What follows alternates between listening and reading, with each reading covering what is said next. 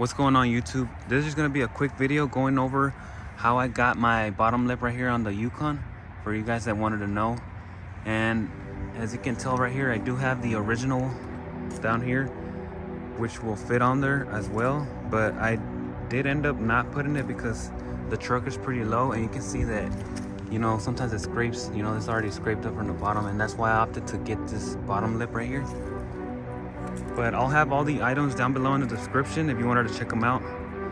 And like I said, this is the original version. I just had it painted to match the truck, but I didn't end up putting it because it sat so low that, you know, it's already scraping the bumper. But essentially what this is, it's actually not really a lip for the car. It's a garage door bottom seal.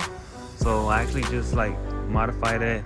And if you guys wanted to try this out, this is pretty much what I use right here, and I'll have them on the description. But this is the bottom seal, and then this is the size right over here. You know, some scissors, and then some promoter, because you do have to use some double-sided tape, and that'll help it stick better. Other than that, some tapping screws so that it can also secure it, you know, that way it doesn't lift or anything like that.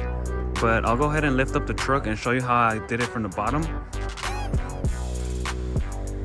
And as you can see, it looks pretty good on it. You can't really tell that it's a garage door seal part, but you guys let me know down below in the comments if you think that it looks good, or what do you think about it, and if you would do it to your own truck. So I'll go ahead and jack it up right now so they can see how it looks from the back, and let's get to it.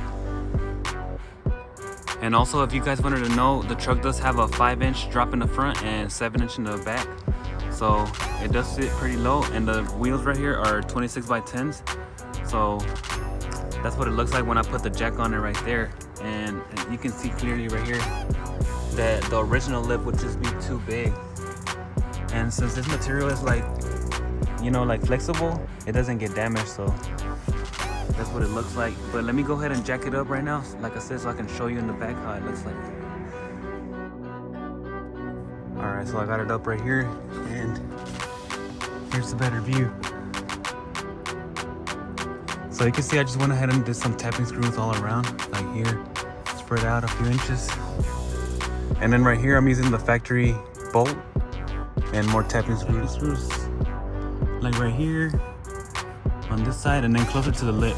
So that way it won't lift, you know, from the corners because they're so curved and stuff. Also, I am using the factory 10mm that goes right here on this side and on the other side as well.